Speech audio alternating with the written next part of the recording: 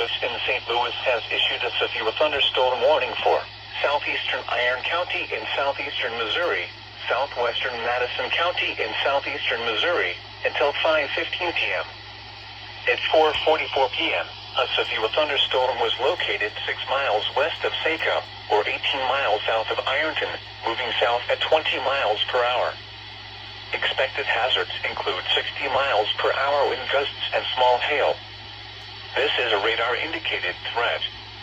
The following impacts are expected. Expect damage to roofs, siding, and trees. Locations impacted include Annapolis, Saco, Des Arc, Vulcan, and Sabula. Seek shelter inside a well-built structure and stay away from windows. The storm is capable of producing damaging winds.